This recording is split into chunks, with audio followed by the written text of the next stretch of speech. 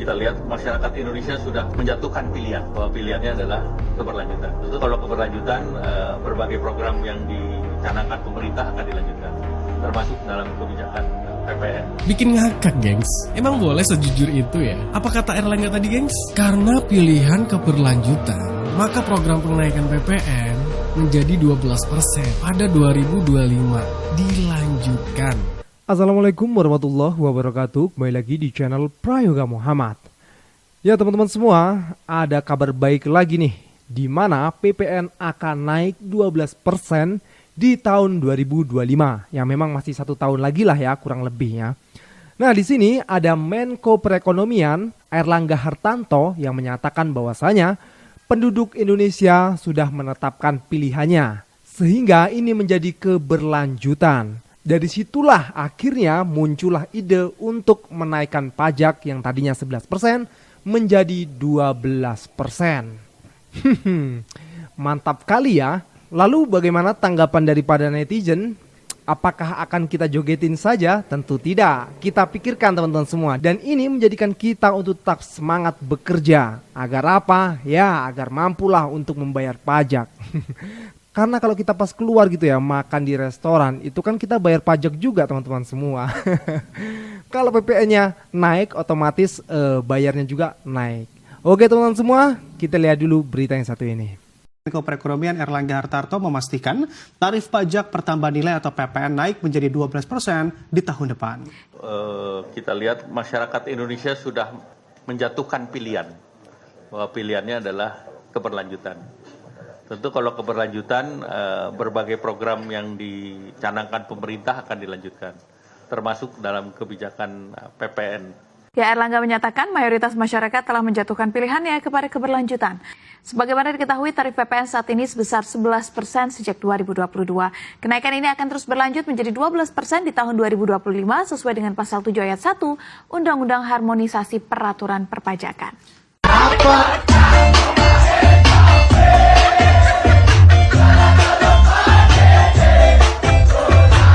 Ya sudah kita nikmatin saja ya, karena memang sudah dipilih keberlanjutan, ya nikmatin saja. Tapi teman-teman semua, ini kan belum berakhir.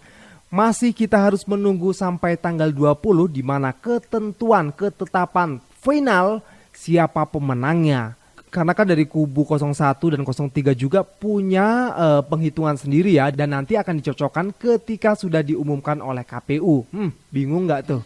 Oke teman-teman semua, lalu bagaimana komentar daripada netizen? Kita lihat video ini. Gila guys, PPN di 2025 nanti akan naik menjadi 12% menurut Menko Perekonomian kita. Ngeri nggak? Bagaimana dengan kita yang gajinya itu hanya 1 kali sebulan? Waduh, itu akan menjadi sulit banget guys. Pantesan aja pajak dinaikin. Suara Amin di Kairo 73%. Nyampe Indonesia tinggal 35%. Berarti apa? Kena potongan pajak tuh.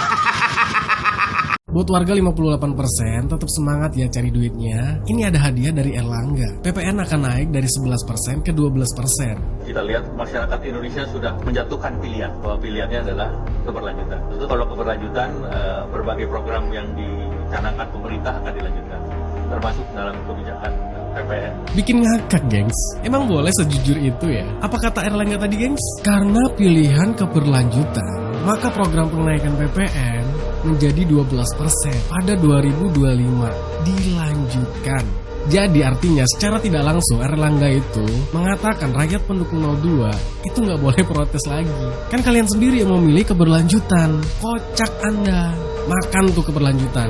Cukup 02 aja sih yang merasakan dampaknya ya. Mana kemarin warga 58% yang pada teriak-teriak di komentar, rasio pajak woi. Tuh rasain, bakalan dinaikkan tuh ke 12%. Kalian teriak rasio pajak, paham gak lo rasio pajak itu apa? Sok-sokan gak ngaruh. Jadi gini ya, rasio pajak itu artinya apa-apa yang kemarin gak kena pajak bisa dipajakin. Kayak jualan gorengan, tukang ojek, jualan bakso, dan masih banyak yang lain. Kalian tahu gak sih 1% itu nilainya berapa? Itu kalau gak sampai target, ujung-ujungnya negara kita pinjol lagi ke Cina. Dampaknya rakyat lagi yang bonyok. Ngerti kagak? Oke, gimana menurut kalian gengs? Cukup jelas penjelasannya dan ini mantap sekali. kita rasakan bareng-bareng ya akhirnya ya.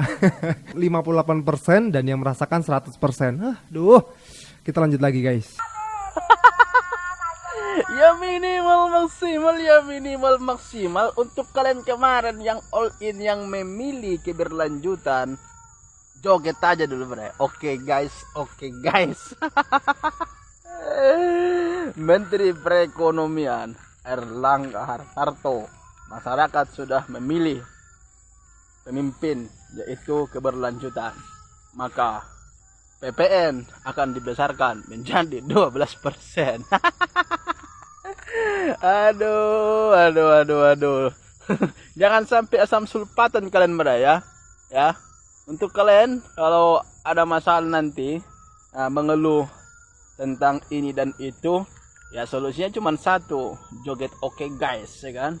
Oke guys, tambah kuat orang guys.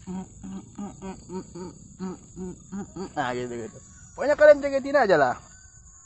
Kalau awak ya kan, musim mana lagi? Awak pilih perubahan ya kan. Tapi apapun nanti hasil pilpres ya kan, kalau tidak diizinkan koalisi perubahan yang memimpin Indonesia, ya udah, setidaknya saya tidak terlibat dalam keberlanjutan. Efeknya pasti ikut. Kami juga merasakan nanti apa yang kalian rasakan ya kan. Cuman paling joget-joget lah kita ya. Joget-joget. Pokoknya nanti apapun yang besar harganya ya kan, dinaikkan harga ini, harga itu ya kan. Dinaikkan pajak ini dan itu, solusinya jogetin aja ya. Jangan ada yang mengeluh nanti kalian bre ya. Saya udah serahkan kepada nasib aja ya kan. Kalau memang tidak berpihak pilpres ini sama koalisi perubahan, ya sudahlah. Kita terima aja dengan lapang dada ya kan. Tapi tunggu dulu selesai ya kan. Tunggu dulu selesai bergulir dulu hak angket dan lain sebagainya ya kan. Kalau udah diketok semua udah selesai, udah ditetapkan, ya sudah. Kita nikmatin aja dengan joget-joget ya kan. Besar harga ini joget ya kan. Ya, itu aja ya. Kalau saya bangga saya berada dalam koalisi perubahan. Pokoknya apapun itu solusinya makan gratis, joget goyang gemoy.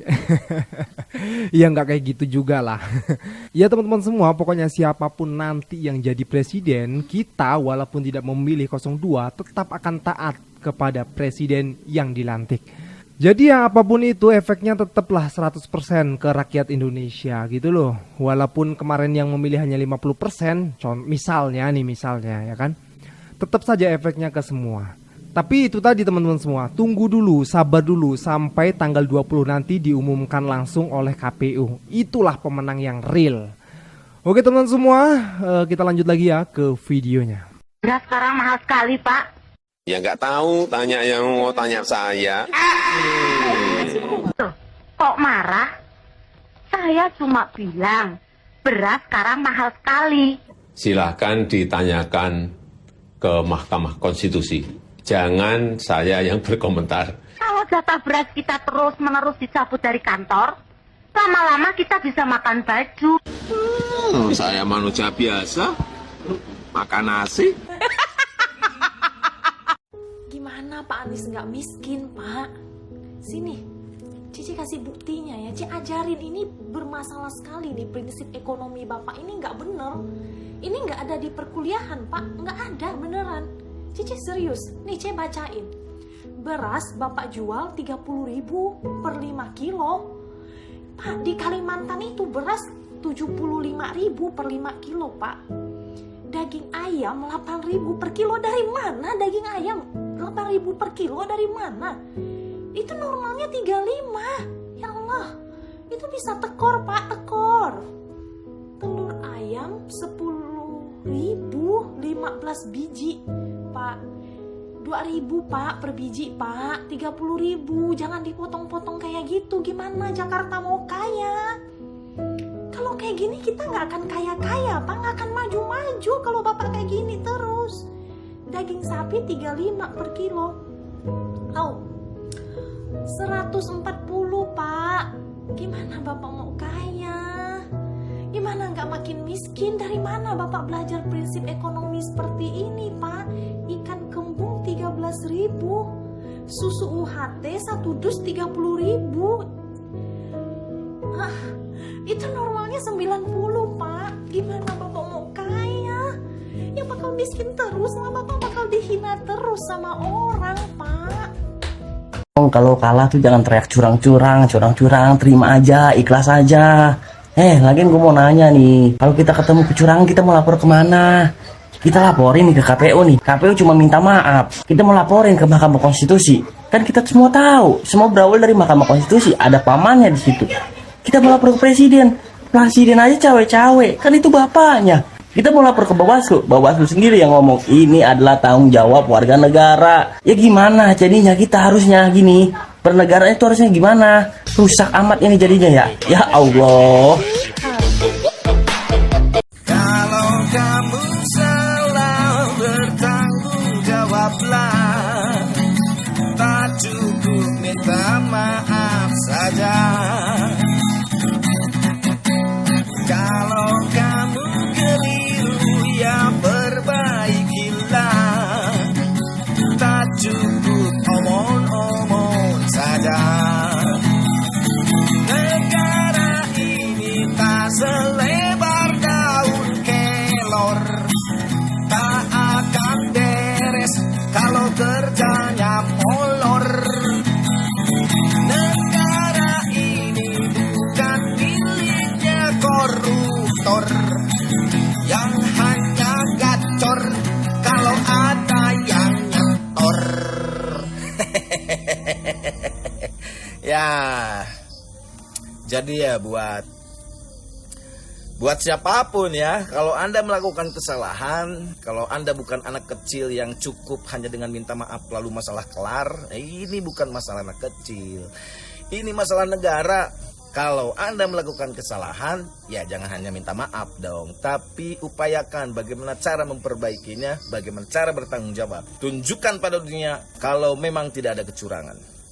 Gak habis pikir, kok ada orang mati-matian bela capres yang itu? Padahal dia orang gak bener, kerja aja gak becus, bisanya cuma pencitraan. Kenapa coba? Karena informasi yang dia terima dan kita terima itu jauh 180 derajat berbeda. Dan cara kerja dasar sosial media itu, ketika lu like suatu konten, lu bakal terus-terusan dikasih konten serupa, bener kan? Dan kebanyakan orang itu gak sadar, terus begitu sampai masuk ke lingkaran setan. Sampai mereka gak melihat satu kebaikan pun pada paslon lain. Isinya cuma baikin yang satu dan jelekin yang lain. Hanya satu arah, dan kebanyakan orang itu gak sadar, udah kena narasi fitnah. Kalau lu kira sosial media itu platform netral, lu terlalu lugu artinya. Sosial media itu platform bisnis. Lo kira nggak ada operasi intelijen asing di dalamnya? Cambridge Analytica dan semacamnya itu beroperasi hampir di setiap negara, dan itu fakta. Oke, gue jelasin cara licik sosial media bekerja dalam pemilu. Gini, jadi mereka itu tidak mentarget semua orang, dan target utama mereka itu orang yang bisa dipengaruhi, yaitu orang yang masih abu-abu, yang sebenarnya itu masih rada bingung untuk menentukan pilihan. Tapi justru kelompok abu-abu ini yang menentukan kemenangan dalam sebuah pemilu. Nah, informasi pada golongan ini itu benar-benar dikontrol arahnya. Lo pernah gak rasain? Lo ngomong atau lagi cari suatu barang dan gak pakai lama iklannya langsung muncul. Mereka itu punya data pribadi lu secara lengkap. Mereka itu punya big data. Mereka itu tahu kesenangan lu, siapa temen lu, apa golongan lu, di mana alamat lu, gimana karakter lu, dan semua tentang lu. Dan dengan mudah mereka bisa kasih konten yang spesifik buat lu. Opini apa yang lu suka dan mengarahkan bagaimana cara lu harus berpikir, apa yang lu harus percaya, dan mereka itu bisa membuat lu melihat dunia seperti apa yang mereka inginkan dan mengarahkan kemana pilihan lu. Lalu kenapa masih ada orang yang fanatik capres A, masih ada yang fanatik capres B? Kenapa coba? Oke, gini, cara mereka kerja itu bukan memonopoli konten. Strategi penguasa autokrat itu mengeluarkan kebijakan tiran tanpa kelihatan diktator. Biarkan tetap ada oposisi, tapi dikontrol agar tetap lemah. Oposisi itu harus ada untuk memberikan ilusi bahwa mereka masih punya pilihan dan harapan. Penguasa seperti itu biasanya janjinya atau omongannya di depan publik itu 180 derajat berbeda dari kebijakannya. Dan berita bohong itu gampang banget untuk disebar, apalagi untuk membenci seseorang. Buktinya, sekarang banyak orang yang gak bisa bedain mana yang fakta, mana yang fitnah. Dan celakanya, banyak orang yang memilih karena termakan berita bohong, karena nggak sadar informasi yang dia terima selama ini itu hanya satu arah, narasi fitnah. Dan dengan video ini semoga banyak orang yang sadar, lebih jeli dan lebih cerdas dalam memilih informasi yang diterima. Ya teman-teman semua, ini kompleks banget ya apa yang dibicarakan tema dalam video tersebut. Abang ini cukup keren sih, mantap sekali. Gue apresiasi videonya. Walaupun sudah berakhir pemilihan, walaupun sudah berakhir gontok-gontokannya, tapi efeknya masih sampai saat ini teman-teman semua. Apalagi KPU belum menetapkan siapa pemenangnya atau siapa yang akan menjadi presiden di tahun 2024 ini. Tapi nyatanya ada pendukung yang sudah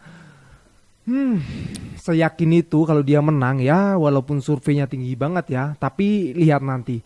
KPU punya catatan dari tim 01, 03 juga punya catatan tersendiri dan nanti akan tinggal dicocokkan kalau KPU sudah menetapkan siapa calon presidennya. Dari tim 01 dan 03 akan mencocokkan juga.